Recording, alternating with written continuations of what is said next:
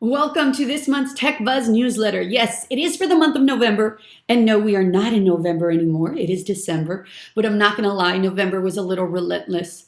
But then again, 2020 has been relentless. But we're here. It's done. And of course, I love sharing all the tips and tricks that I come across.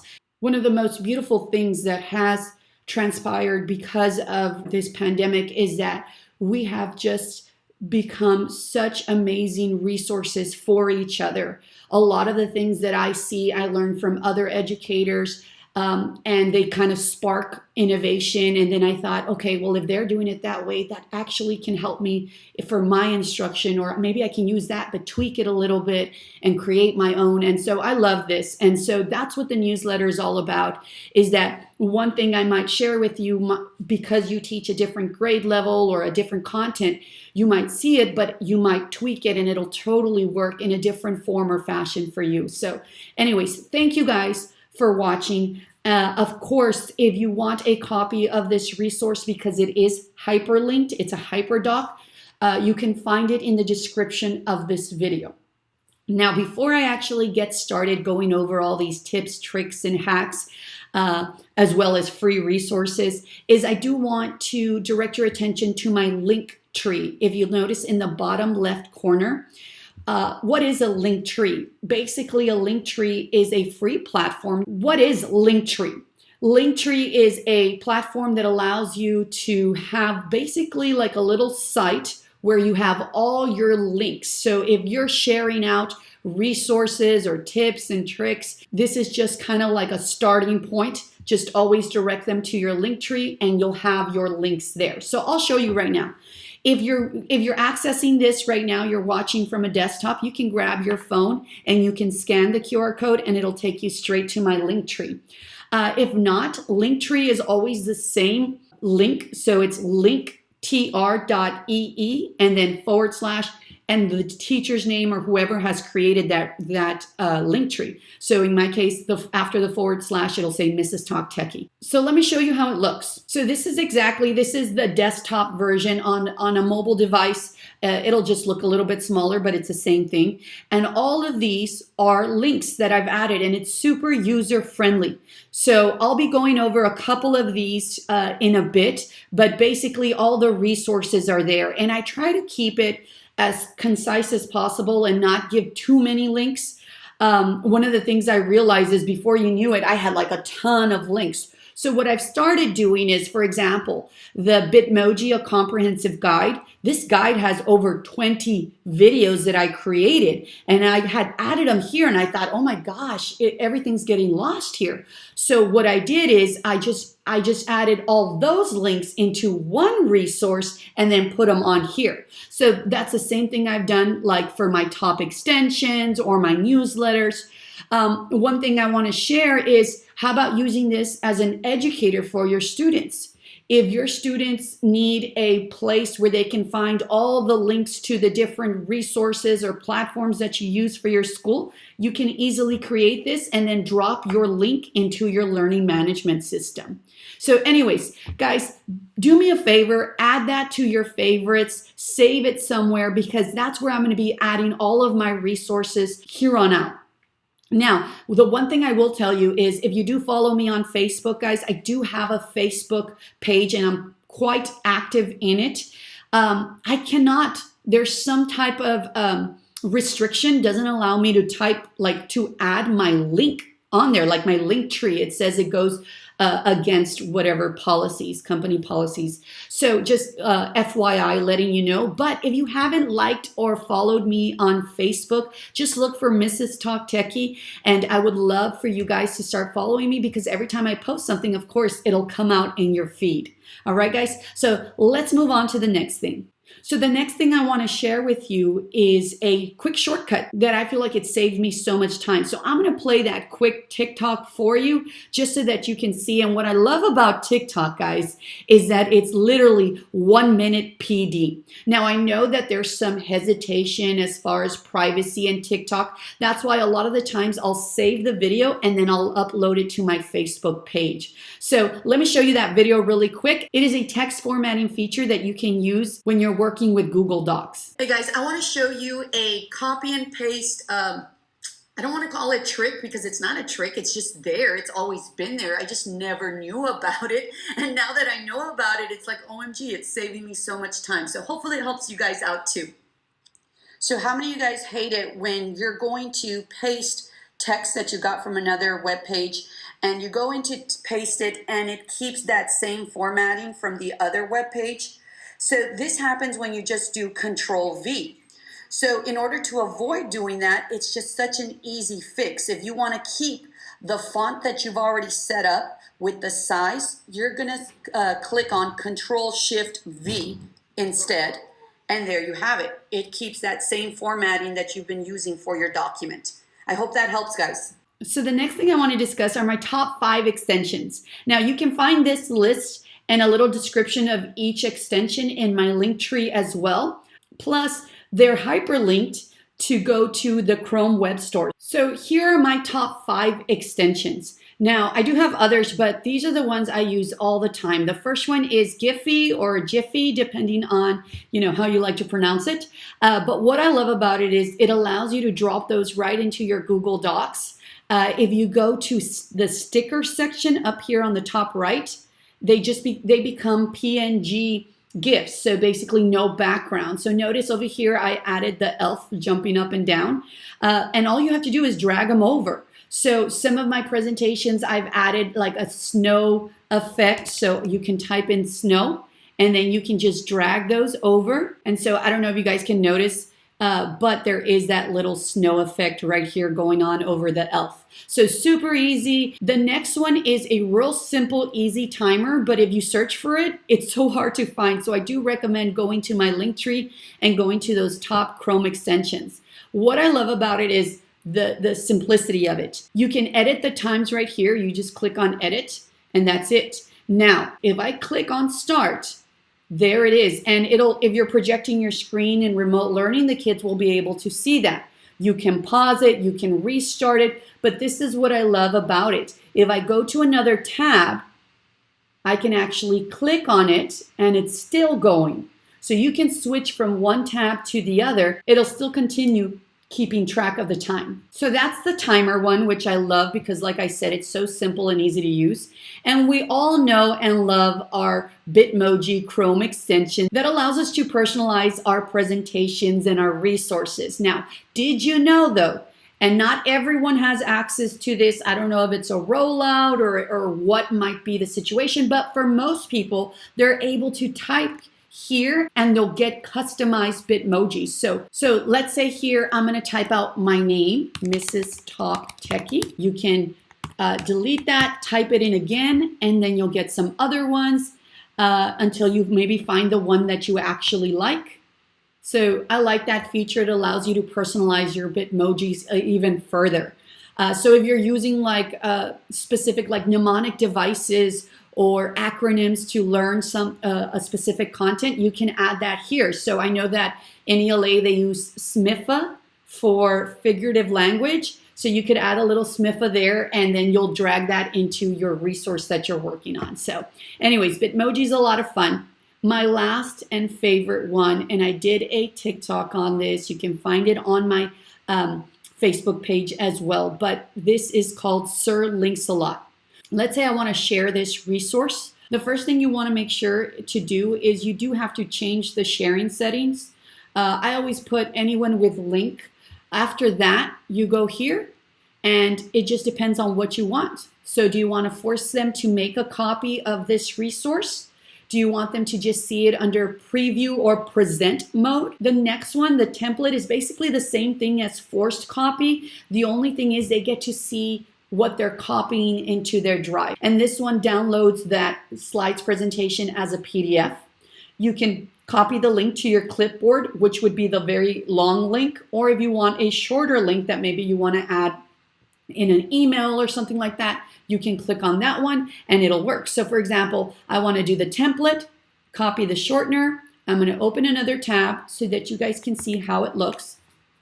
And this is how I share most of my resources. I do recommend that you always make a copy of the original and just call it original or something like that. and have one that you're going to be sharing. Once the teacher clicks on use template, now it's been added to their drive.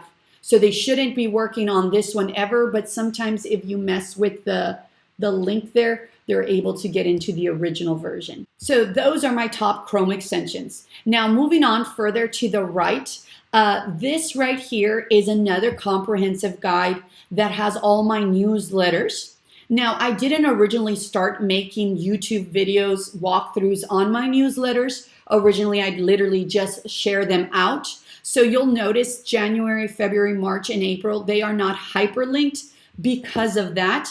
I do plan on going back and making a video. You will still, once you click on the image, you'll still be able to get a copy of that resource, of that newsletter. So, of course, I'm still working on November.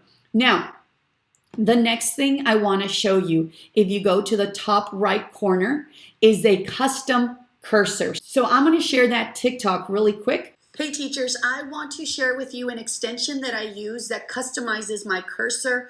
I love using it because it really facilitates the kids looking at what I'm trying to show them on my screen. So check it out.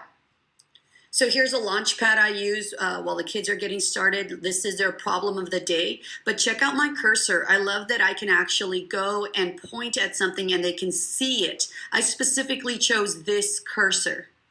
However, once you get the extension, you can customize your cursors. You can download other ones, like I chose to download the Among Us one. I had it for a while, but look at all the ones that are here. You can add more cursors. You can upload your own. If you go to my Linktree in my bio, you'll find my top Chrome extensions. And this is where you'll find the hyperlink that'll take you to the Chrome store to be able to add it to your browser. I hope that helps, guys. So to the left of the custom cursor, you have an assignment tracker. Now this has a whole YouTube video tutorial plus the resource in the description of that video. Now I don't walk you through how to create one. I walk you through how to utilize and be as effective and as efficient as possible with the resource I'm providing. What I love about it also is that it's a template that Google already has. So it's not as flashy. You can totally change it around and add the colors and things that you prefer.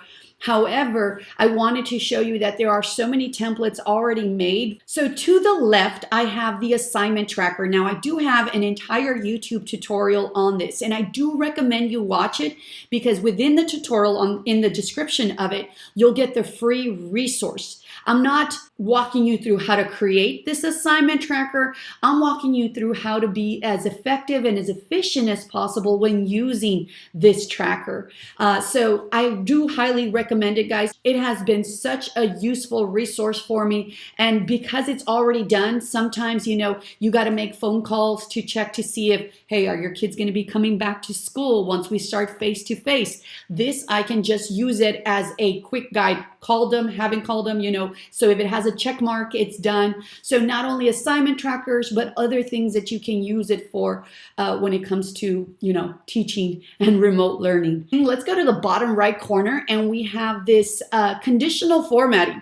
I'm sure you guys have seen the pixel art and that is beautiful. And I started doing it, but it was, I'm not gonna lie, it was quite a bit of work for me. So I said, how can I use conditional formatting? And well, what is conditional formatting to begin with? It's when the kids type something out, and if it's typed out correctly, then it turns a certain color. So all of those things you can customize, like what do you want them to type out? What are the colors you want it to turn if it's correct? And I'm sure there's so many other levels, like if they type it wrong, it might turn a different color, but I haven't gotten into it that far. But I do want to show you this Christmas emoji Pictionary, and this one's a really cool and easy way to get your kids started with how conditional formatting works. So it is on Google Sheets, and you can share it just like you would share any other resource where you want the kids to work on it individually.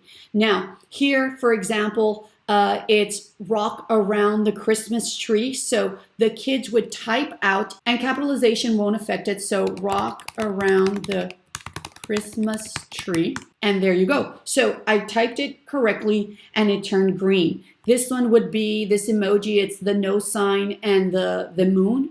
And so that would be silent night. So silent night, and there it is, right? So it turns green. So what if they put it together? Silent night, it doesn't turn green. It stays that background that it has. So that's how the kids will know whether they're right or wrong. Now, if you want to know basically the key, right, the answers to these, let me show you really quick, especially if you want to change it up. Maybe you don't like, the way I did it, or you have a different type of little emoji Pictionary. What you would do is you would just go to that cell. So for example, this one is the silent night. You would go to Format, scroll to Conditional Formatting. Now here's the rule that was created with the formula. And this is how it looks. Notice it says silent night. So if you want to change that, as long as you change it within those quotation marks, then you don't have a problem. Once you get into it, here are some things you can do. You can add an actual worksheet. Let's say you're giving them math practice, right? It's so difficult for you during remote learning to literally, or even face-to-face, because can we really get that close to each other? I don't know. We're about to start face-to-face. So a lot of the issues are, how do you help them when it's checking for understanding and providing that immediate feedback and correctives? Well, this kind of does it for you. If the child is typing the number, let's say it's a math problem, you added a worksheet, took a picture, put it here, numbered 1 through 10, and then you did the conditional formatting there. If you added a worksheet and the answer is 12, right, and they're typing in 24, and it doesn't turn green, then they're doing those self-correctives, realizing, wow, I'm wrong. It's not, what am I doing wrong? And it forces them, think about it. It is forcing them to find their learning mistake. Now, I do plan on doing an additional video on conditional formatting that's going to walk you through how to add those formulas and what if it has text versus numbers. I'll be doing that soon. So if you haven't already subscribed to my YouTube channel, I highly recommend you do that. It's really simple. All you have to do is, within this video, there should be a subscribe button at the bottom on the right-hand side. Click subscribe and click on that bell that's there, so that when I do upload a new video, you're going to get notified. So you can check your phone out and see, like, oh, you know what? She just added it. Let me check it out, right? So just that is forthcoming.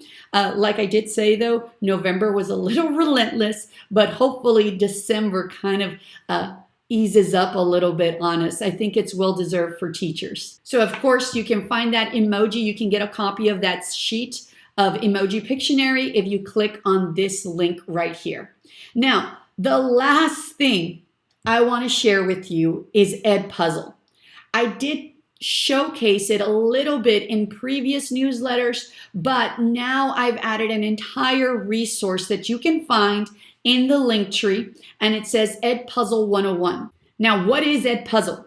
If you're assigning your kids instructional videos to watch, they might be from Khan Academy or straight from YouTube. How do we check for understanding? How do we make sure that they're watching the video in its entirety?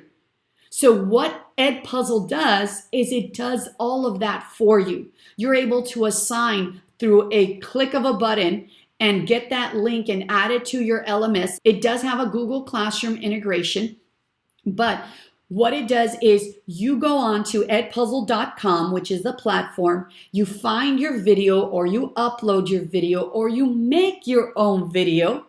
And then once you upload it there or find it, you add questions within that video, and you click on prevent skipping, so that when you assign it to your kids, they will watch it and they can't skip forward. And anytime you want to check for understanding, you'll add a question there.